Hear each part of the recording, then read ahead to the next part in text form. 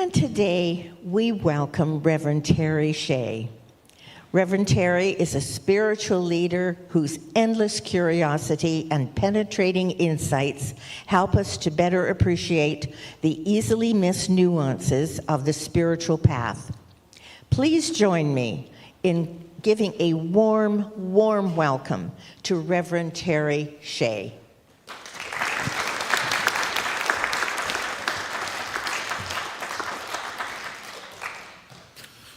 Thank you, and it's great to be back with you, and good morning to all. And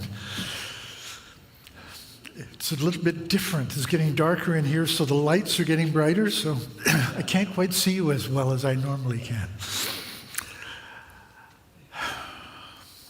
I believe now that it is my duty to lead you in the Lord's Prayer in Aramaic. So Nathan, if you would take us away.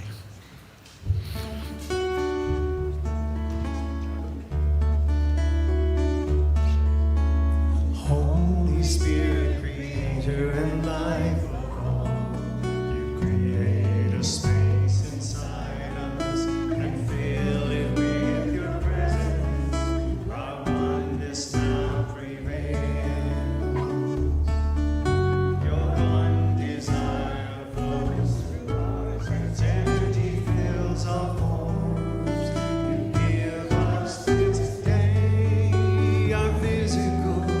Spiritual nourishment, you untangle the knots of earth and bind us as we also release others. Don't let appearances make us forgetful of the source. We're born free to act from our highest nature. Comes the glorious harmony of life. Now these words are fertile ground from which our future grows.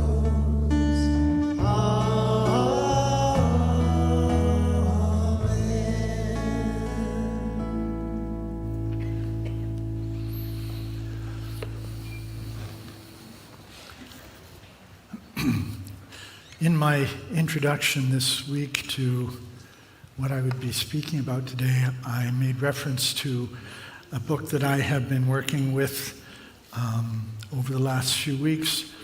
The book is called The Not Yet God. And I'm happy today to be able to take a meditation from this book and share it with you. It's the very last item in the book. And it is the author's attempt to express the Christ consciousness. And so I invite you, if you are willing, to close your eyes, take a nice deep breath with me, and recognize the presence of the One right here and right now in this moment.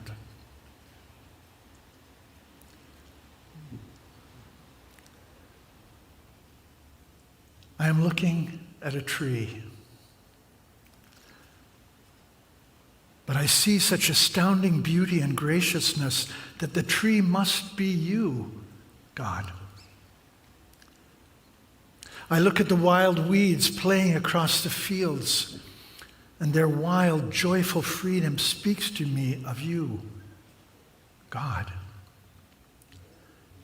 Yesterday, I saw a child crying alone on a busy corner. The tears were real. And I thought, you must be crying, God. God, you are the mystery within every leaf and grain of sand. In every face, young and old, you are the light and the beauty of every person. Oh my God, you are love itself.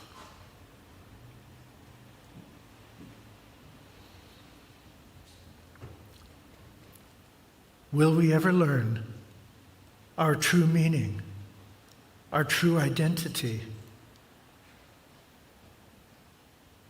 Will we ever really know that we humans are created for love? It is love alone that moves the sun and the stars and everything in between. It is love alone that moves the sun and the stars and everything in between. Oh God, we are trying too hard to find you, but you are already here. We are seeking life often without you, but you are within.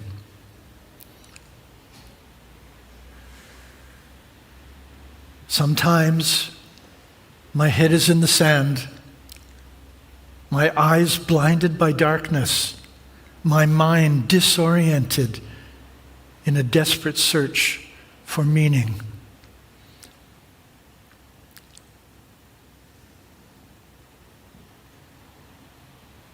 You are not what we think you are.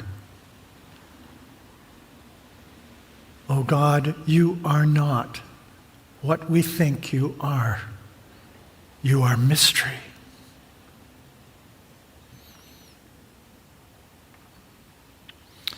You are here, and you are not here. You are me, and you are not me. You are now, and you are not now. But you are what we will become. You are the in-between mystery, the infinite potential of the infinite love. Oh God, it is not yet clear what you shall be, because we shall become something new together. We shall become something new together. Together. Together.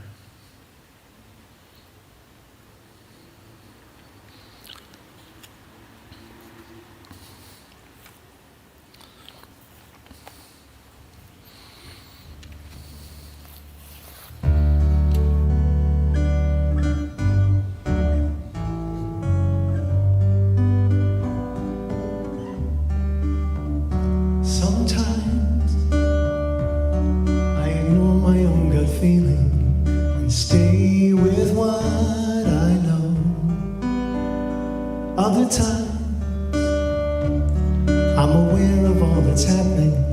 I can let my spirit flow.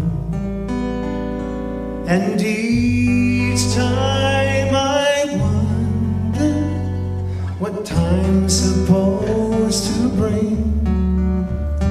I try to remind myself of one God-given thing,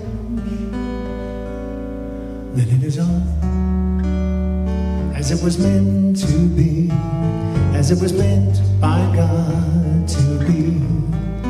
Yes, it is all as it was meant to be, as it was always meant to be. My life can be so messy, I admit. There are days when I haven't got a clue. But that's life, that's reality, I know it. That's what it means to be me and you. So each time I wonder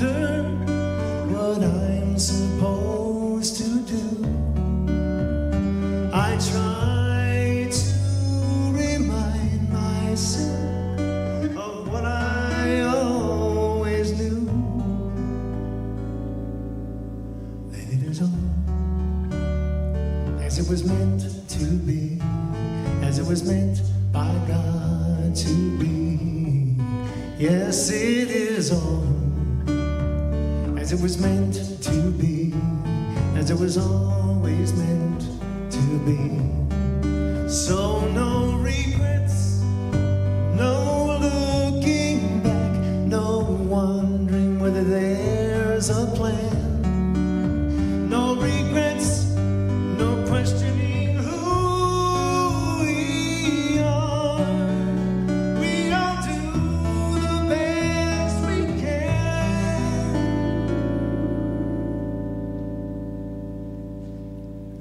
I love, even when complications surface, even when love is not returned. For I know love's the only answer I got to be. Yes, it is all as it was meant to be, as it was always meant to be. As it was meant to be, as it was meant by God to be. Yes, it is all as it was meant to be, as it was always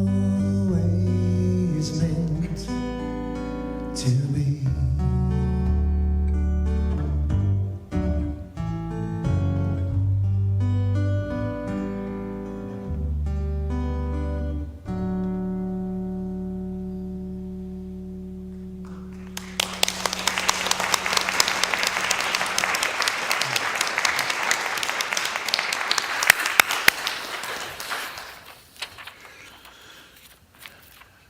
As soon as I found out that Nathan was going to be the musician today, I sent him a message and said, do you know Daniel Nahmod's song, Meant to Be? And he said, yes, I've sung it for you several times.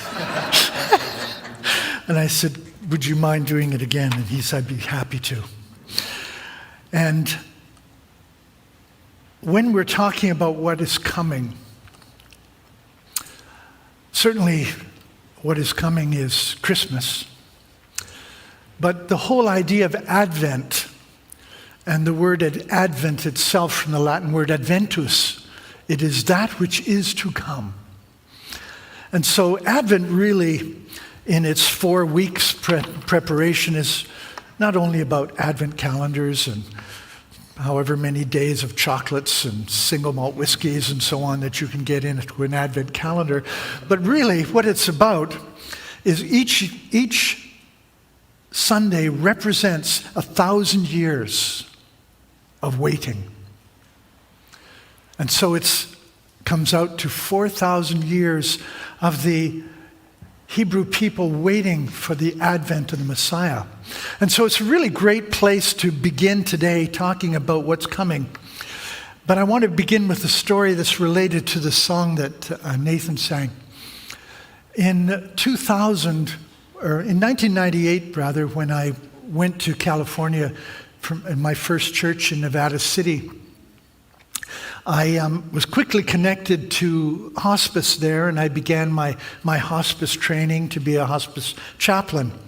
And one of the very first things I did once I got my license was I teamed up with a local Catholic priest, and we went to the La Salle Retreat House, and we were going to do a retreat for people who had come down, who had been HIV positive and were now dying from AIDS. And we had about maybe 40 people. And one day we went out underneath the trees and we had a kind of a prayerful circle. And that piece of music was the one that was the centerpiece for our spiritual gathering that afternoon. I've got to tell you that was a pretty hard sell to a lot of people who were going to be dead within the next week and months. I had to work pretty hard to convince my Catholic colleague that it was the way to go for that prayer meeting.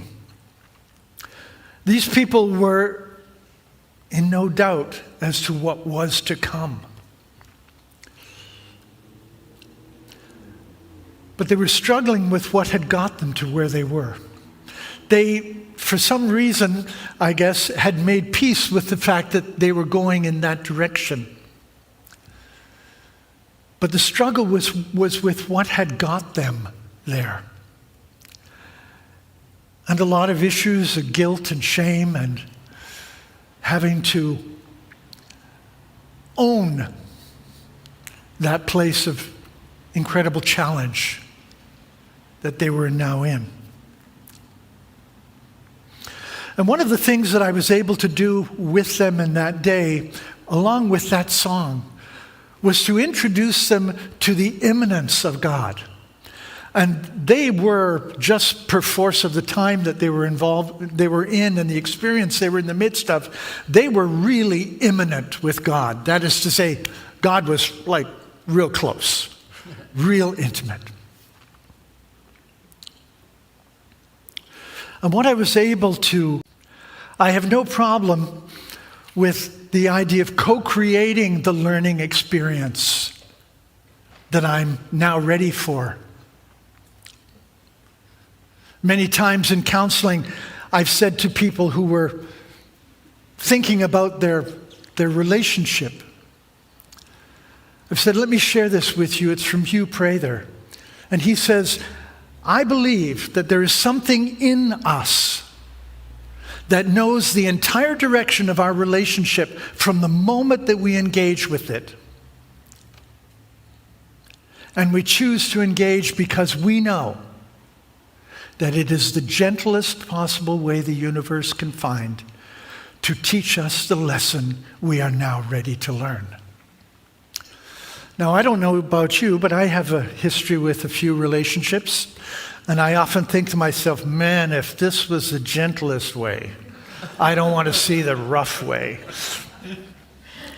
But remember that this co-creative process is evolving us. And that's what we're here for. We are here to evolve. We are here to grow into ourselves. Jung, the great master teacher on individuation, says that the process of individuation is when the self is on the rise and the ego is on the decline. So we're growing into ourself.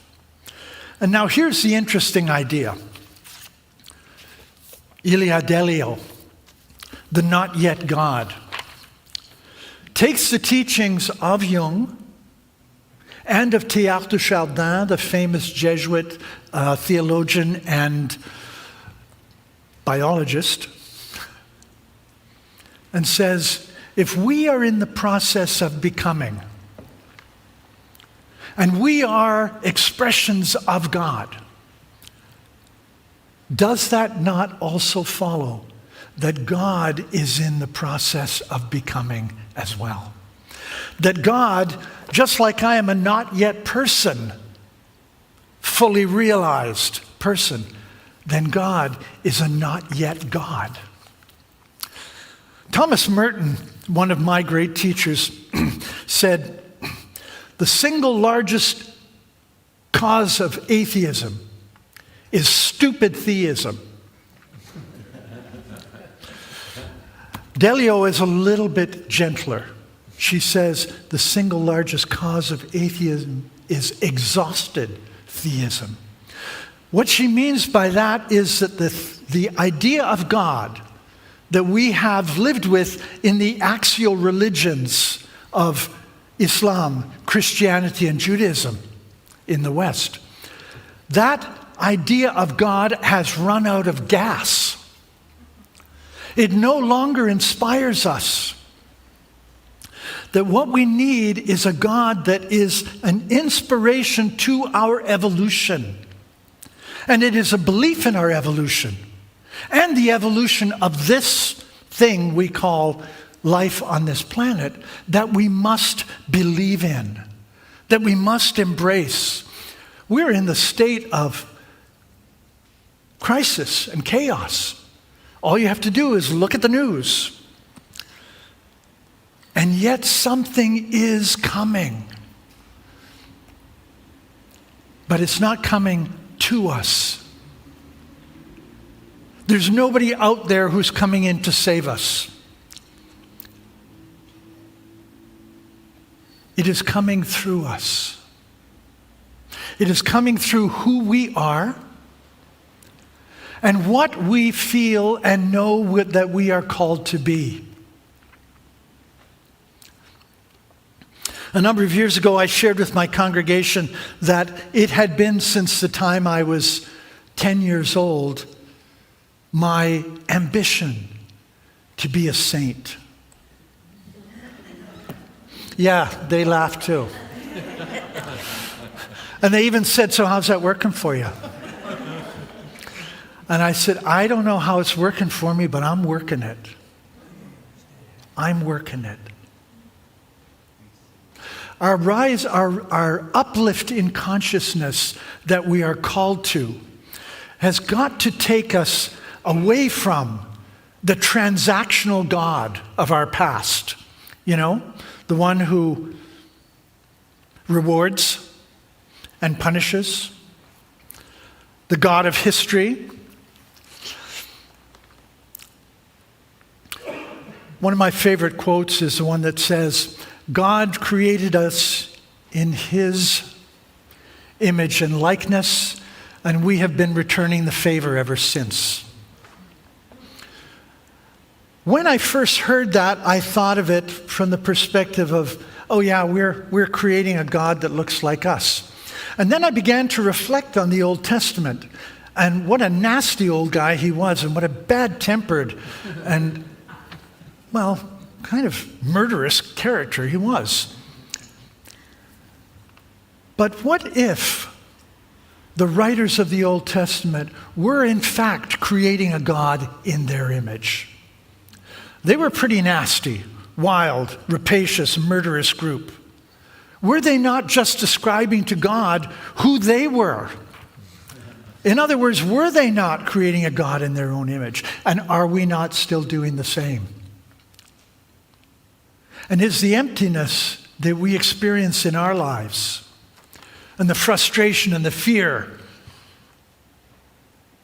are we not creating a God of that for ourselves? An empty God. A God that has no more relevance in our life. Ilia says in this book that most of the religions of this day in the West are trapped in an adolescent image of God. And that's one of the reasons why it doesn't work for us anymore, because most of us, and I say most of us, and I'm also saying a large portion of everyone in this room, are no longer adolescent in our spirituality. But think about some of the things that you hear in the news and some of the attitudes that you hear expressed. And then begin to think of them from the perspective of adolescence. Us against them against us. We got to win, they got to fail. We got to be on top. They got to be shown who's boss. This transactional God is the author of what many of us have struggled with through our whole lives in relationship.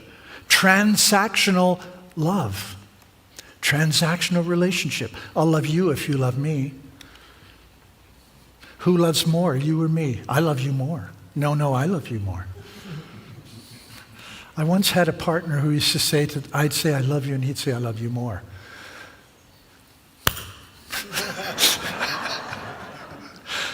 But this transactional thing of, I'll give this to you if you give this to me. You know, I found it in my former pastorate in religious science. God will give me everything I want, as long as I say the right words at the right way, the right time, with the right consciousness. God has got to be bigger than my idea of God. And now I'm learning that God has got to be not only bigger than my idea. Let's look at this for a second. We've learned through quantum physics and science that things can be particle or wave. Does this sound familiar? Things can be a particle or can be a wave. And depending on what you're looking for is what you'll see. So if you're looking for a particle, it will be particle. And if you look for a wave, it will be wave. But here's what Ilia Delio says. The ability for that to be either one or the other is God. God is the becoming.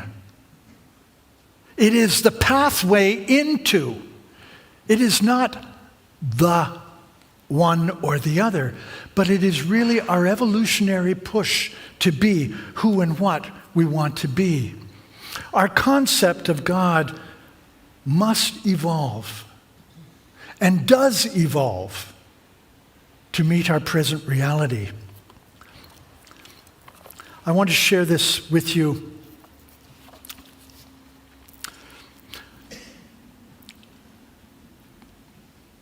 Only a religion of evolution will exist where the integration of faith in the development of the world and the faith in God is activating and making development possible.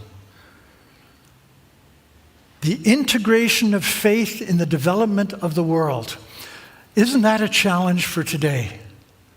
The development of the world. Take a look at anything that's going on out there.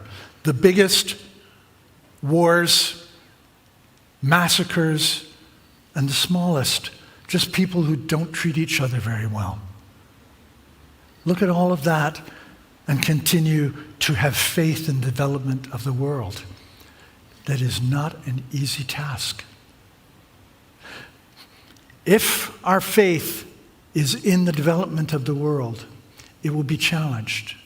But if our faith is in God as the developing of the world, then we will need a bigger God. I have maintained for the longest time that the problems that I bring to God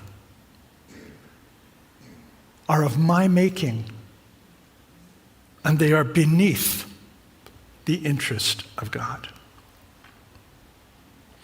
If God is interested in my little problems, I need a bigger God. I need a God that is a source of becoming a greater me.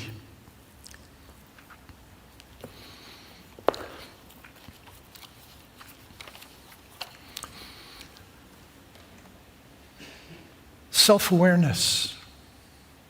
I need to bring greater self-awareness, knowing what I believe and value and what deeply motivates me, and living from that place.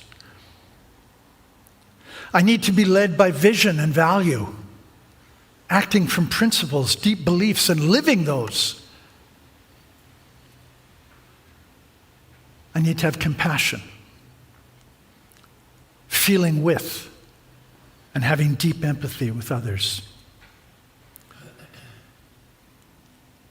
I need to be humble, have a sense of being a player in a much larger drama than my small drama, and to know my place in the world.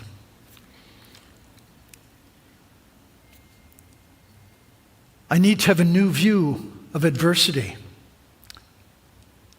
learning to grow from mistakes, setbacks, and sufferings, like the people I worked with in that workshop. And most important, and this is where my sainthood comment comes from, I must have a sense of vocation. Vocare in Latin, to call.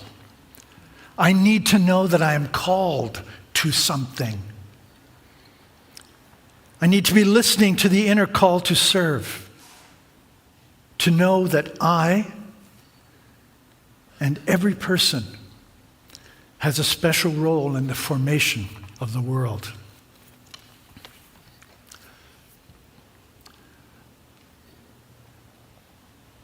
When I mentor ministers, as I'm doing now, and I tell them how to write a talk, I always say to them, pick the thing you care about. No, say there's a topic like this one, Advent. Pick the thing you care most deeply about. That's what you want to talk about. And then have 3 very distinct ideas about what it is that you want to say about that thing you really care about. So here's what I know. The transcendent quality of God, that is to say, the God that is bigger than I can possibly imagine. That transcendent God is the energy of everything there is. And nothing is outside of its purview. And that God is relational. It is about us. And it's in the middle of the us that we create. You are part of a community, an ecclesia, from the old Greek and Latin, meaning a relational whole. Standing here, I'm going to tell you a story. I'm going to tell you a story on me. Okay. I was once asked to speak in a church. I'm not going to tell you where it was. But they were struggling, they were failing, and they were getting smaller and smaller and smaller and smaller. And I met with them to find out what they were thinking and feeling.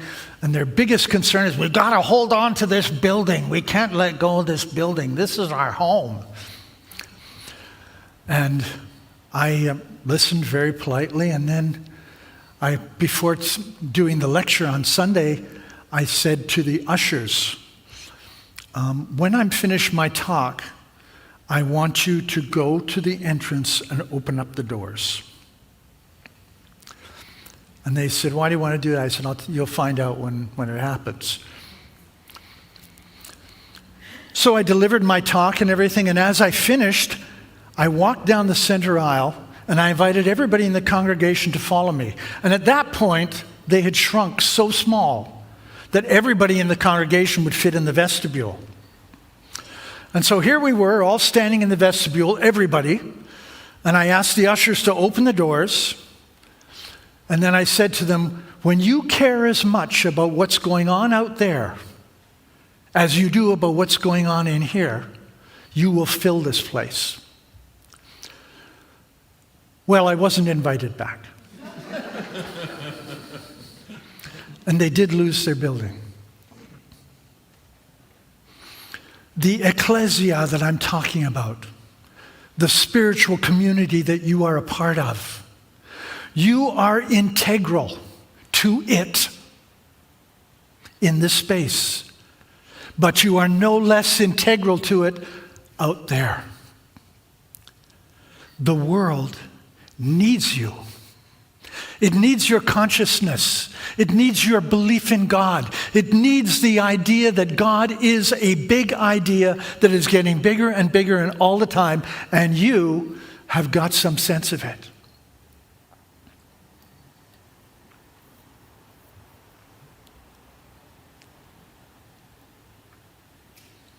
The whole of life is for us.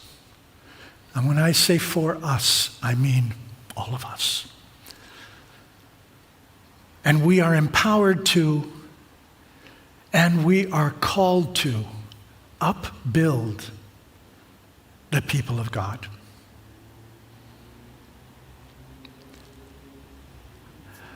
I'm going to ask you now, if you're willing, to go with me to that place of heart. If you are comfortable, close your eyes. And let's know together something wonderful. Let's know that if Christianity is to exist at all in the future, then Christians must be mystics, or they will not be. That there must be a profound belief in the evolution of the world so that we become more Christ conscious and that we live, as the great spiritual teachers have said, Christ alive today. I know that this is a very large call. It is a call to sainthood in every single one of us. And that we are up for it, that we are able, and most importantly, that we are willing to live this Christ life in fullness, in joy, and in faith in a God that is yet to be. I know this, I affirm it, I celebrate it as the truth, and so it is. Thank you so much. God bless you.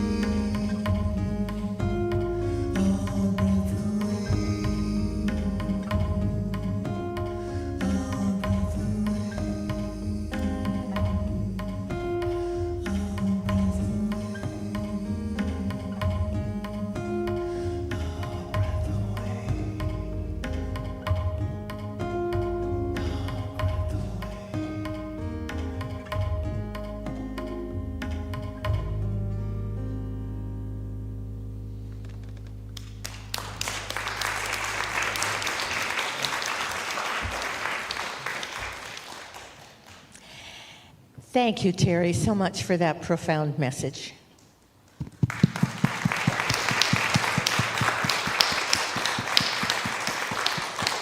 And let's hear it one more time for the very wonderful Nathan as well.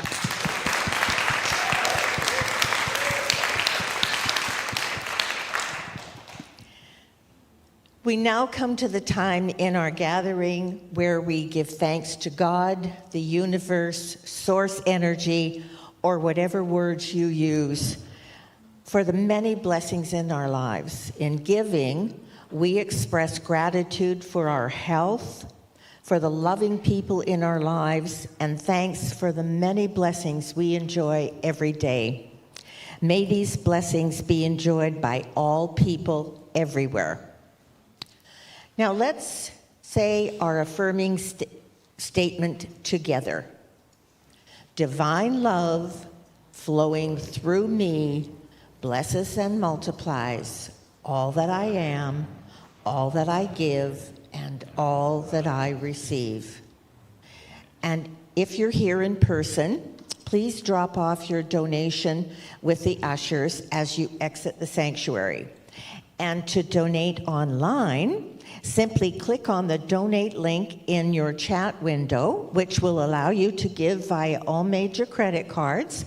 And you can also give via e-transfer, which can be addressed to donations@unityofvancouver.org. And once again, if you're on Zoom or YouTube, you'll find a donate link in your chat window. And whether you're here in person or online, please know we appreciate your financial support. Your freely given love offerings enable us to bring these gatherings, special events, classes, and please know that every week we hold the vision of happiness, health, and abundance for each and every person here and watching.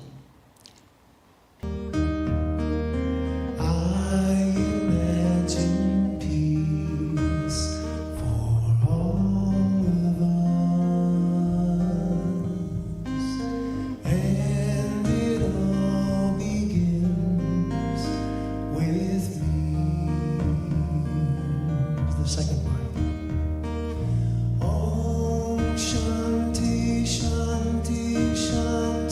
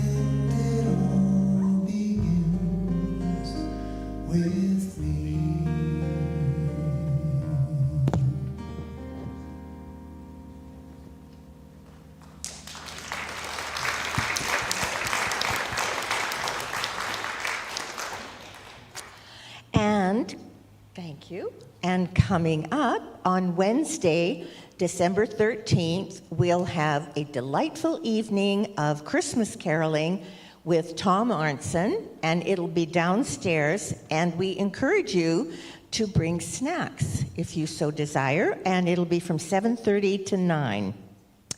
And on December 17th, after the service, we'll be having a Christmas potluck lunch. And it'll feature a live Christmas performance by renowned Vancouver stage and stage actor Bernard Cuffling, who is a member of the BC Entertainment Hall of Fame. This is a potluck lunch with live professional entertainment and one you don't want to miss. And on December 18th, ceremony circles will be celebrating the winter solstice. Please pre-register at Unity of Vancouver. And on December 20th, we have our Christmas candle lighting concert featuring Sherry Ulrich and Reverend Carrie Hunter.